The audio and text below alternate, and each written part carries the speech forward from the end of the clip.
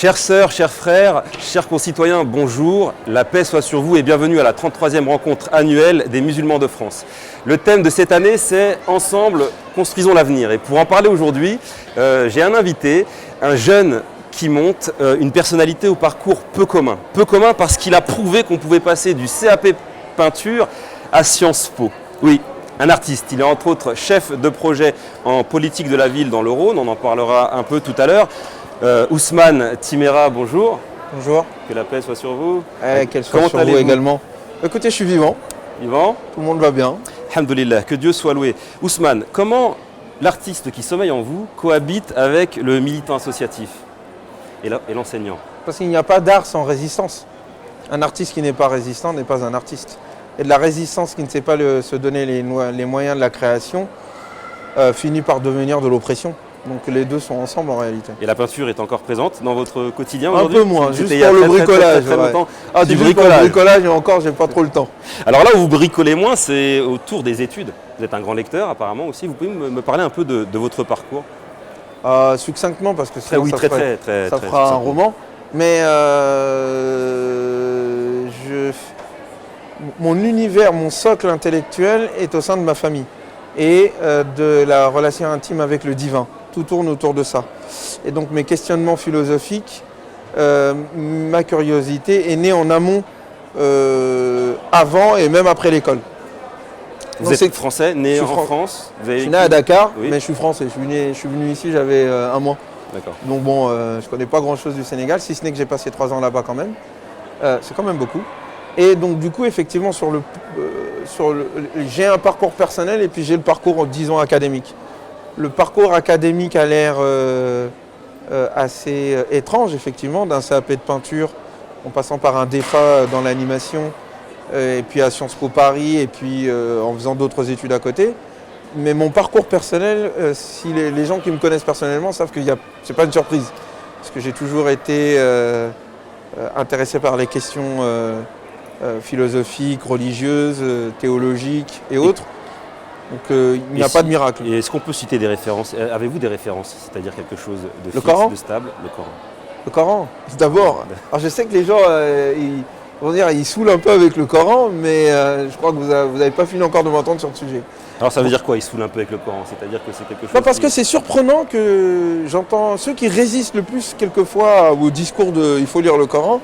Alors on ne résiste pas directement, bon, aucun musulman n'oserait faire ça. Mais indirectement, il y a des résistances, oui, mais il n'y a pas que le Coran, oui, mais... D'abord, il y a le Coran, et puis le reste vient après, mais il y a le Coran d'abord. Et à titre personnel, que ce soit mes études à Sciences Po, mes études de théologie à l'USH, mes études... Vous enseignez aujourd'hui? J'enseigne aujourd'hui les sciences islamiques et la philosophie politique. Que ce soit mes études dans d'autres endroits, je sais que ce qui m'a permis d'avoir l'esprit en éveil et d'être en capacité de produire des choses, c'est le Coran. C'est-à-dire qu'à chaque fois que j'ai étudié des choses, j'avais toujours des passages du Coran qui m'interpellaient. Et vous avez dit philosophie politique, ça va ensemble, c'est pas un gros mot ça? C'est-à-dire? Philosophie et politique, est-ce qu'aujourd'hui c'est des choses qui peuvent... c'est pas antinomique quelque part? Que ça l'est devenu? Malheureusement, ça est devenu antinomique alors que la politique a besoin de philosophie. Et la philosophie, la théologie, en réalité, c'est la même quête. Sauf qu'on est victime d'idéologies qui ont fragmenté les savoirs et qui font qu'une personne qui lit le Coran ne serait pas capable d'être un philosophe, ne serait pas capable d'être un politique, ne serait pas capable d'être un chef de projet politique de la ville et ne serait pas capable d'être père de famille. En réalité, l'être humain est un dans sa diversité. Alors justement, est-ce que cette philosophie, cette façon de voir les choses, c'est quelque chose que vous arrivez à appliquer de façon pragmatique, là, dans votre rôle aujourd'hui en tant que chef de projet en politique de la ville? Il y a un lien direct entre votre philosophie, vos lectures, votre spiritualité, j'allais dire, et le concret, le quotidien, les responsabilités, les actions, les projets? Oui, parce que au fond, je donne un exemple dans le cas de la politique de la ville. Je pense même peut-être faire une thèse sur le sujet, mais on verra. Mais la politique de la ville n'a pas les moyens aujourd'hui d'aider les quartiers populaires à sortir parce qu'elle provient d'une vision dominante. C'est le dominant qui a un certain regard sur le dominé et qui dit l'aider, même si je pense que ce n'est pas vraiment le but. Et même quand il a la volonté de l'aider, le parcours est biaisé. Ce qui fait que c'est comme quelqu'un que l'on veut émanciper en lui rappelant qu'on est en train de lui donner. Il ne s'émancipe pas. Alors et ça, c'est le Coran qui m'a enseigné ça, par exemple. Ça rejoint un petit peu ce que vous dites, un petit peu la thématique du jour sur le ensemble construisons l'avenir. Vous êtes un grand lecteur, je le sais. Et justement, je sais que pour vous, les mots ont leur importance. Mais alors, chaque année, on parle du vivre ensemble, à tel point qu'on renomme la chose. Il y a eu le vivre ensemble, le vouloir vivre ensemble, le fabriquons ensemble, le construisons ensemble. Je veux dire, pourquoi, selon vous, on a besoin de conceptualiser quelque chose qui devrait être naturel normalement? Parce que justement, le fond de l'affaire n'est pas le vivre ensemble. Le vivre ensemble, on vit déjà ensemble. Ce que cache ce terme-là, c'est l'incapacité de penser le monde et notre vie avec l'autre. Comment est-ce qu'on l'intègre? Au fond, la France a besoin d'intégrer ces personnes issues de l'immigration. Nous, elle n'a pas encore réalisé qu'en fait, elle a évolué, qu'elle a changé. Et donc, la résurgence du terme « vivre ensemble » dit plus de l'inquiétude que de l'acceptation. Et c'est pour ça que moi je ne suis pas dans ces termes de vivre ensemble, parce qu'on vit de fait ensemble. Et je ne suis pas non plus dans l'intégration, ni dans l'assimilation, ni dans l'islam de France et autres. Ce sont des termes qui proviennent d'une vision qui a du mal à accepter l'autre, en considérant l'autre comme autre. Or, si nous partons du principe, au-delà des frontières de la France, au-delà des frontières européennes qu'on a créées nous-mêmes, de l'histoire, du point de vue de la Terre et du cosmos et du divin, ces frontières sont des créations humaines qui ne sont pas absolues. Ce qui est absolu, c'est le fait que toi et moi et ma sœur, nous ayons la même humanité, le même Dieu.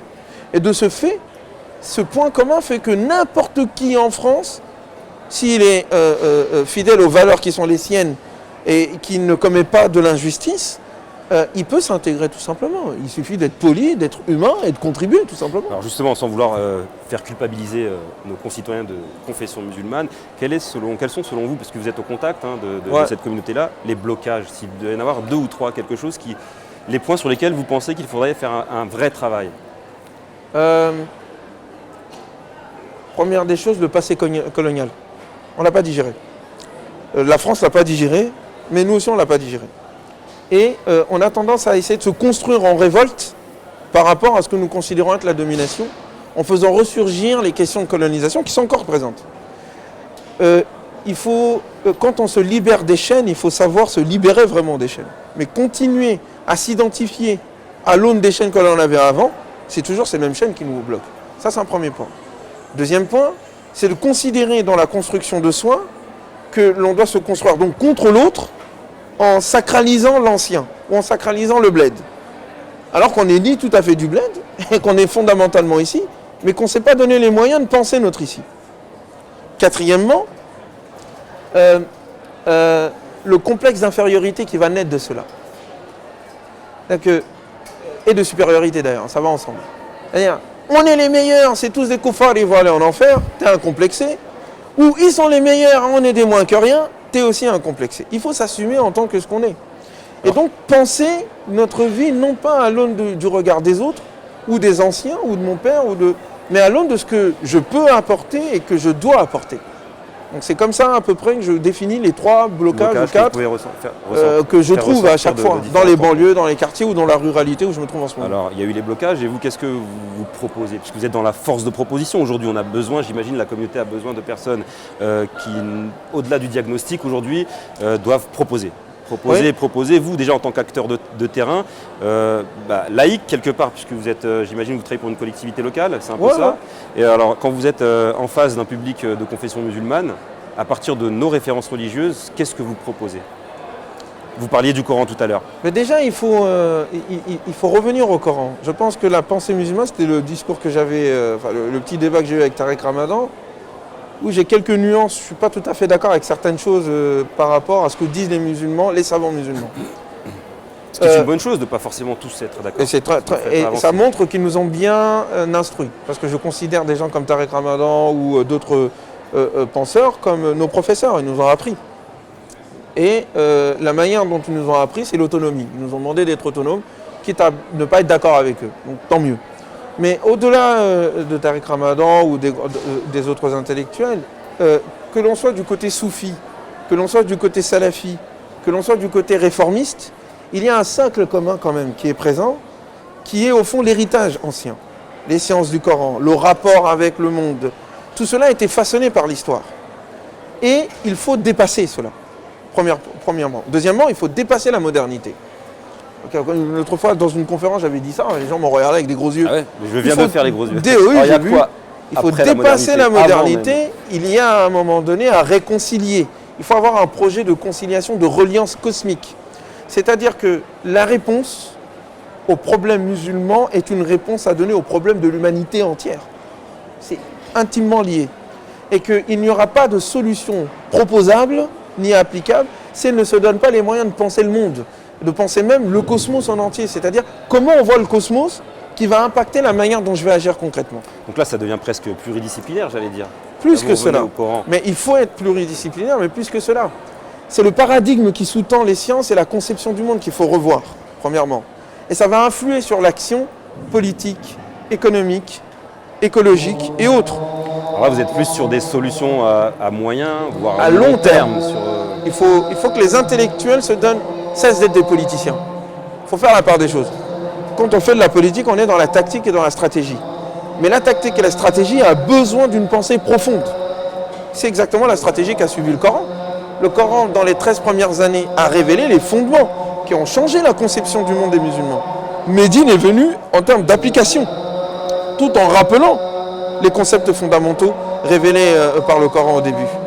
Et il n'y a pas d'action politique efficace, et c'est le problème de la pensée musulmane aujourd'hui, sans avoir une réflexion profonde. Vous avez affaire profonde. Dans votre public à des gens de différentes générations. Ils peuvent avoir 16 ans, 20 ans, 25 ans, 30 ans. Comment peut votre discours-là peut s'entendre et surtout peut se concrétiser sur le terrain encore aujourd'hui par rapport à la thématique, admettons, du jour qui est le « Ensemble, construisons l'avenir ». Puisque si je vous entends, ça donne envie, et puis on imagine la société dans 20, 25, voire 30 ans quand... Oui, mais c'est pour agir concrètement en fait. C'est comme le chef de projet que je suis. Là, je suis en train de penser à un projet de territoire. Un projet de territoire, ce n'est pas pour des petites actions dans 2 mois. Il faut que je regarde l'évolution du territoire, ici l'évolution du monde, ce que je veux comme vision du monde à proposer à mes interlocuteurs, et qu'ils soient convaincus de cela. Et ensuite, l'action quotidienne d'aujourd'hui, elle rentre en cohérence avec cet ensemble-là. Tant qu'on n'a pas ces 2 visions-là, et ça a un rapport avec la thèse que vous pensez éventuellement mener ? Entre autres, parce que j'aimerais, moi, la thèse il y a 2 thèses. Sur la méthodologie de lecture du Coran. D'un CAP peinture à 2 thèses. Ah il y a même plus, mais bon. Mais en tout cas, sur le côté de la philosophie, je pense qu'il faut revenir à la révélation, à la création. Et la révélation a une place fondamentale dans l'exercice philosophique. Mais pour ce faire, pour être créatif, pour essayer d'aborder ce qui est au-delà, qui nous influence, mais qu'on ne peut pas atteindre parce que Dieu est toujours au-delà de tout, il faut la révélation. Mais il y a les méthodologies de lecture du Coran qui sont problématiques. Les sciences du Coran ne permettent pas de comprendre le Coran. Elles enferment le Coran dans l'histoire des Arabes de l'époque, le fragmentent en disant qu'il y a une partie qui est abrogée par une autre et permet donc l'interprétation à tout va de tout un chacun selon ses courants. Si le livre est clair, il n'est pas venu être source de division. S'il est source de division, il ne joue plus son rôle.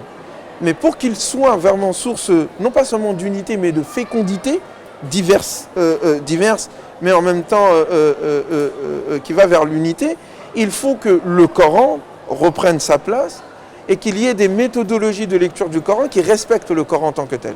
Si vous prenez l'exemple de la France, est-ce que la langue déjà n'est pas une barrière ? Il faut donc un travail de traduction. Il y a un gros... je vous donne un exemple concret pour être concret, parce que là je suis un peu au niveau des... Non, au contraire, c'est très intéressant. Mais prenons un exemple concret. Hier, je suis en train d'écrire un livre sur le Coran, depuis 2 ans, j'espère le finir. Il y a les 2 thèses, le 3e livre. C'est surtout le livre qui va se faire. Mais quand on regarde, je lisais hier un certain nombre de passages sur la jizya.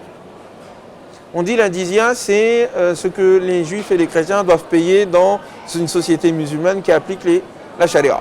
Ah bon ? En général, tu poses des questions, tu dis pourquoi est-ce qu'eux doivent payer ? Donc c'est des natifs du pays. Ils doivent payer un impôt supplémentaire ou autre qui les différencie du reste de la population, musulmane majoritairement, parce qu'ils sont juifs et chrétiens. Tout c'est écrit. Et tous les savants vont dire oui, c'est ça. Et c'est la preuve que l'islam est tolérant. Ah bon ? Moi, si la France me demandait de payer un impôt particulier parce que je suis musulman, je ne le prendrais pas pour de la tolérance. Voilà comme une discrimination.